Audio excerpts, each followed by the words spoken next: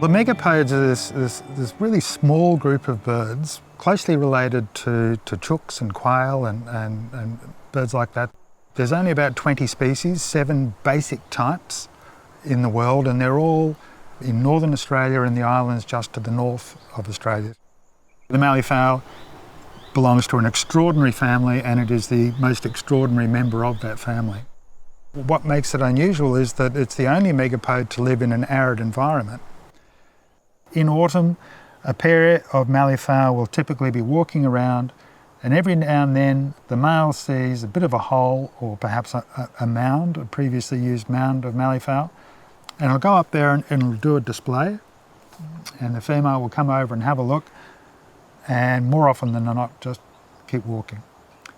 But when she finds the right mound, then they'll start work, and they'll dig it out so that it's this big cone into the earth. It could be up to 1 metre deep. And then the birds start to rake all the leaf litter, and they work in a line, and they're going to walk back and forward on this line of leaf litter until the whole thing slowly edges its way into the mound. So this can take weeks and weeks. They just rake it all in until they may have up to a cubic metre of leaf litter. And they're waiting for a big rain. One last, big rain to absolutely saturate all that leaf litter. When it occurs, they will quickly cover the whole thing in and lock in all of that moisture. And that's where the magic really starts, because the moisture is locked in, although it's bone dry outside, and it starts to rot. And as it rots, it produces heat, and the birds start digging down, checking the temperature, and as they do this, they're forming dry, loose sand surrounded by rotting leaf litter. So they're surrounded by warmth. And then the birds dig down and lay eggs in that warm sand. They might move a tonne of soil a day just opening and closing this mound. So when they're down there, they'll check the temperature, and if it's too hot, then in the early morning they open up the mound and let the heat escape. So even in summer, the mornings are pretty cool. So by opening up, they can release a lot of that heat and cool the whole mass down. Later on in the season, the challenge is to warm the mound. They open it later in the morning and they lay all the sand out. And then as the surface of the sand heats in the sun, they scrape that into the centre, and then leave it for a while, let the surface heat up again, and then scrape it, back in. And in that way they have this big mass of warm, quite warm sand above the eggs that then heats the eggs to the required temperature. And at its height, when the birds are really, mounding it up before a rain or something like that, which can kill all the eggs so that they're very steep, and they'll put a lot of sticks on the top as well, they can easily be 1 metre high. So quite enormous structures, really. The male and female are forced to spend a lot of their time during the breeding season apart. Usually that wouldn't happen in the animal world, because particularly the males will try and guard their female, make sure nobody else, gets in there and fathers eggs. But malleefowl have no choice. The only way it can work now is if the male stays with the mound and basically maintains the mound, maintains the temperature in the mound, so opening and closing every day. And the female has an equally big challenge, and that is to find the food to make her eggs. The eggs are huge, maybe 3 times the size of a domestic chicken. Only malleefowl are producing these eggs every 3 days. Within a season, she may lay 2 or 3 times her own body weight in a period of a few months. Unbelievable effort, and this is done largely over spring and summer in the Mallee, which are dry and fierce times. So it is in itself quite astonishing.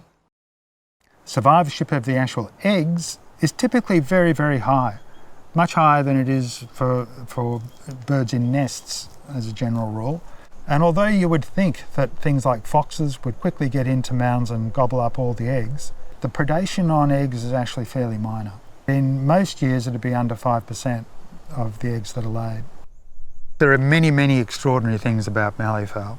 Another one of the astonishing things about malleefowl is they have, once the chicks come out of the eggs, there's no parental care.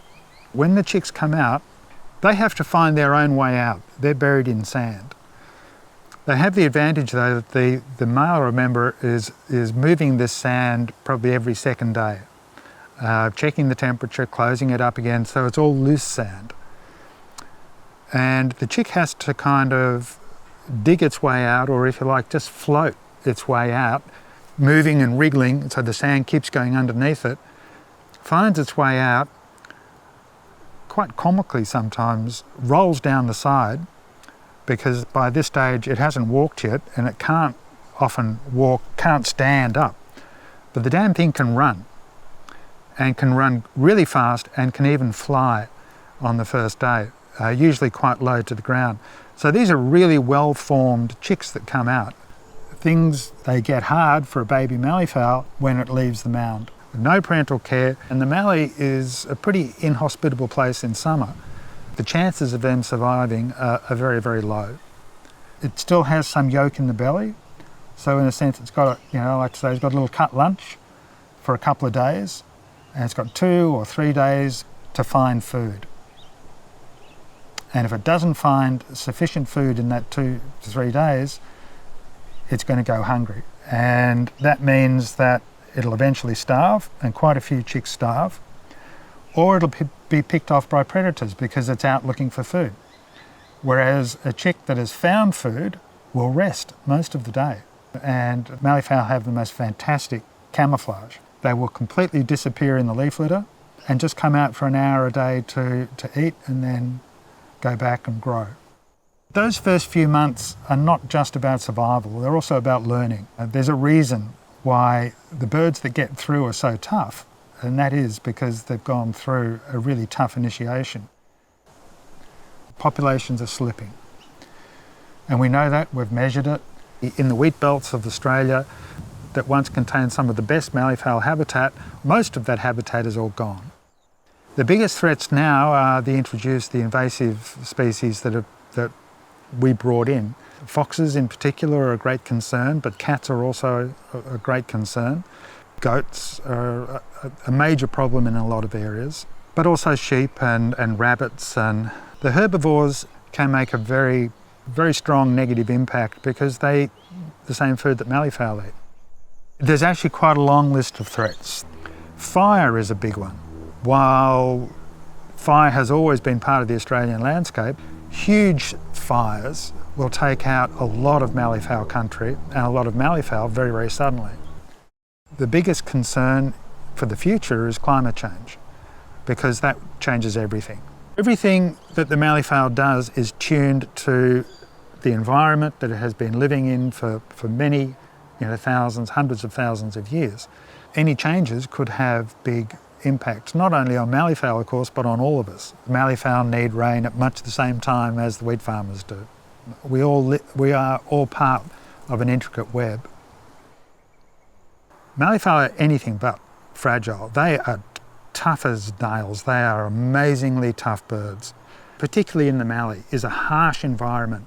Go there, when it's sort of 40, 45 degrees and there's no water, and spend the day without any water, contemplating what it would be like to come out as a chick, and this is the first view of the world. You've just popped out and you have the most amazing challenge in front of you.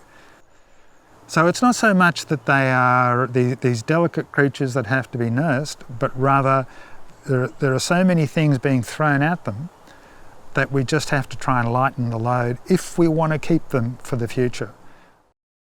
Everybody seems to have a soft spot for malleefowl. They're sort of quiet, and unobtrusive.